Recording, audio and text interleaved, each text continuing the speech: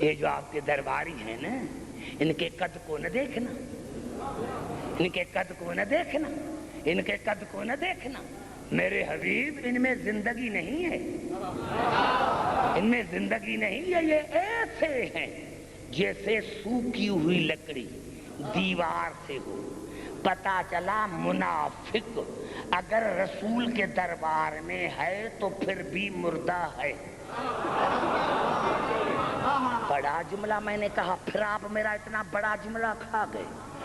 ارے ظاہری زندگی میں، ظاہری زندگی میں اگر منافق رسول کی دربار میں ہے تو پھر بھی مردہ۔ ظاہری زندگی، ظاہری زندگی، ظاہری زندگی میں۔ اور منافق کہتے کسے ہیں؟ میں نے عرض کیا کہ ایک تو وہ منافق ہے جو رسول کو میدان جنگ میں چھوڑ کر بھاگ جائے، گھبرا گئے میرے دوست۔ اور دوسرا کون منافق ہے؟ جو بخاری سے لے کر جتنی کتابیں ہیں تمام کتابوں میں حدیث ہے کہ تمام صحابہ کرام فرماتے ہیں کنا نعرف المنافقین علی عہد رسول اللہ ببغض علیہ، ہم رسول کے زمانے میں بھی منافق اس کو سمجھتے تھے جو علی سے بغض رکھتا تھا۔ گھبرا نہیں گئے میرے بھائی، بڑا جملہ پھر میں نے کہہ دیا، بڑا جملہ، اتنا تو واضح ہو گیا کہ علی کا دشمن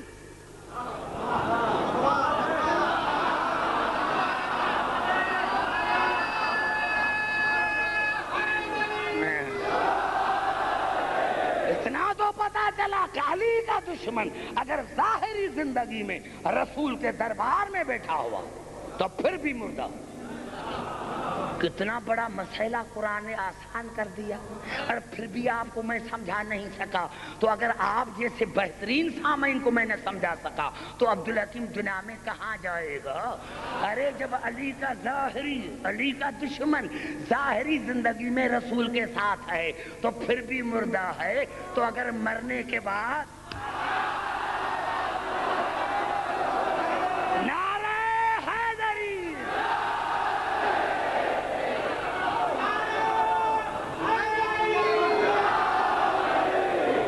پتا چلا آپ کو، ہم اسی لیے نہیں مرتے کہ ہمارے روح کی خوراک ہے آل محمد کی محبت۔ یہ ہماری خوراک ہے، یہ ہماری خوراک ہے، یہ ہماری خوراک ہے۔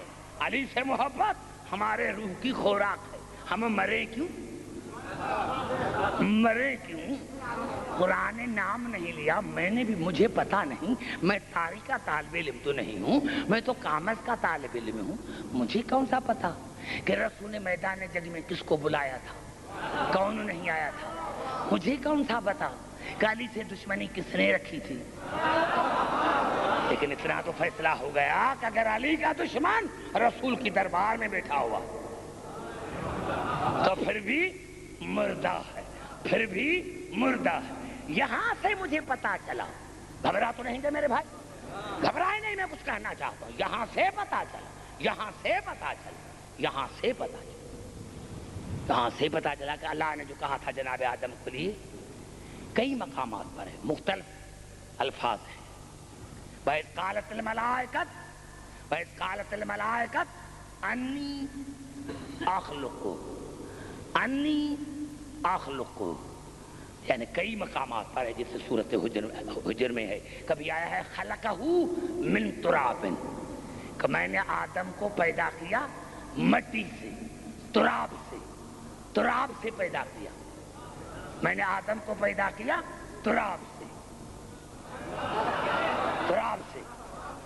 پیدا کیا۔ اور اللہ نے کہا تھا نا، قال یا ابلیس ما منعک ان تسجد لما خلقت بیدی استکبرت ام کنت من العالین، اے ابلیس تجھے کس نے منع کیا آدم کے سجدے سے جس کو میں نے اپنے دونوں ہاتھوں سے پیدا کیا؟ تو تکبر کرتا ہے یا تو عالین میں سے ہے؟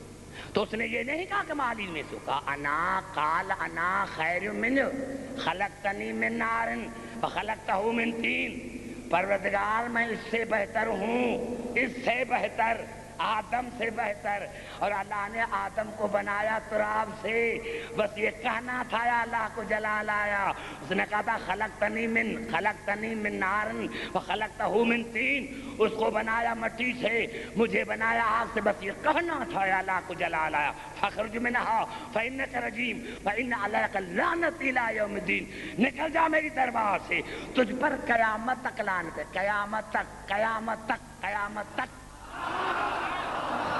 تجھ پر قیامت تک لعنت ہے۔ یا اللہ تو غفور رحیم ہے، ایک دن کے لیے، ایک سال کے لیے، قیامت تک۔ اللہ نے کہا عبدالحکیم آج میں تمہیں قانون بنا دیتا ہوں، قرآن اسلام کا آئین ہے، بس شیطان نے قصور یہ کیا ہے کہ اپنے آپ کو تراب سے افضل سمجھا ہے۔ ارے جو تراب سے افضل وہ تو شیطان ہے، تو اگر ایرا غیرا اپنے آپ کو ابو تراب سے افضل سمجھے،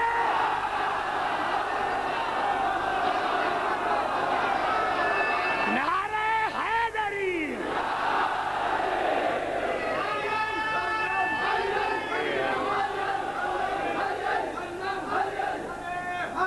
سمجھ میں آ گئی بات؟ سمجھ میں آ گئی بات؟ اب قبلہ قرآن میں، اب قرآن میں جو ذکر ہے، اب جو قرآن میں ذکر ہے وہ تو یا تین ہے یا تراب ہے، لیکن حدیث رسول میں ملا کہ کنت نبیوں و آدم بین الماء و طین، میں اس وقت نبی تھا، اس وقت نبی تھا جب آدم مٹی اور پانی کے درمیان تھے، پتا چلا آدم بنا ہے دو چیزوں سے، مٹی پانی۔ گھبرائیں، پوری کوشش کر رہا ہوں آپ تک پہنچنے کی۔ آدم کو اللہ نے بنایا دو چیزوں سے، مٹی پانی۔ مٹی، اب یہ صحیح بخاری کے الفاظ ہے، حضور اکرم آئے، پوچھا جناب سید سے بیٹا علی کہاں ہے؟ کہا مسجد میں۔ رسول آئے، دیکھا علی مٹی پر سویا ہوا ہے، 3 مرتبہ کہا قم یا ابا ترابن۔ آدم کو بنایا مٹی سے، علی ہے ابو تراب۔ باپ کسی کے وجود کا سبب ہوتا ہے، پتا چلا علی نہ ہوتا تو مٹی نہ ہوتی۔ بڑا جملات کر رہا ہوں نوجوان، دیکھو میں ایک مجلس میں آپ کو 10 مجالس کا مواد دے رہا ہوں۔ پتا چلا ایک چیز آدم کو ملی، علی کے تو فیل میں۔ دوسری چیز پانی۔ اب آئیے چلتے ہیں قرآن حکیم کی طرف، تو ارشاد ہو رہا ہے سورۃ فرقان میں، هو الذی ارسل الرياح بشرا بین یدی رحمتہ وانزلنا من السماء ماء طہورا۔ اللہ وہ ہے جس نے ہواؤں کو بھیجا کہ جاؤ، جا کر بشارت دو کہ ہمارے پیچھے رحمت آ رہی ہے۔ بڑا جملہ میں رکھا گیا۔ میں سمجھتا ہوں کہ اگر یہ جملہ میں رکھا گئے تو پھر میں رکھا کل تو میں آگے چلوں گا، بہت آگے چلوں گا۔ هو الذی ارسل الرياح بشرا بین یدی رحمتہ وانزلنا من السماء ماء طہورا۔ اللہ وہ ہے جس نے پہلے ہواؤں کو بھیجا، اور کیا کہا ہواؤں کو؟ ہوا جاؤ، جا کر بشارت دو انسانوں کو کہ ہمارے پیچھے رحمت آ رہی ہے۔ اور اللہ نے فرمایا جب ہوائیں بشارت دیتی ہیں تو پھر میں پاک پانی کو برساتا ہوں۔ اللہ نے بارش کو رحمت کہا، بارش بھی رحمت ہے، رسول بھی رحمت ہے۔ اب ترجمہ یہ ہوا، اب مقصد ہے ہواؤں چلو اور جاؤ، جا کر بشارت دو ہمارے پیچھے رحمت آ رہی، اور وہ رحمت ہے بارش، وہ رحمت ہے برسات، وہ رحمت ہے ہوائیں پہلے چلتی ہے، کیوں؟ بتاؤ جا کر ہمارے پیچھے رحمت آ رہی ہے۔ ہوائیں پہلے، آج پتا چلا کہ رسول آخر میں کیوں آئے۔ اللہ نے کہا عبدالحکیم آدم سے لے کر عیسیٰ تک یہ تمام انبیاء ہوائیں تھیں۔ ہر نبی نے زبان سے بات کرو میرے بزرگوں، ہر نبی نے اپنی امت کو بشارت دی کہ ہمارے پیچھے رحمت آ رہی ہے، ہمارے پیچھے رحمت آ رہی ہے۔ نعرہ حیدری، سمجھ میں آ گئی بات؟ میرے دوست، اب رسول علی کا لقب ہے مٹی کا باپ اور رسول کا لقب ہے پانی کا باپ۔ پانی کا لولاک لما خلقت الافلاق، اگر تجھے خلق کرنا مقصود نہ ہوتا تو افلاق نہ بناتا، مٹی نہیں افلاق نہ بناتا، کیونکہ رسول باب ہے افلاق کا۔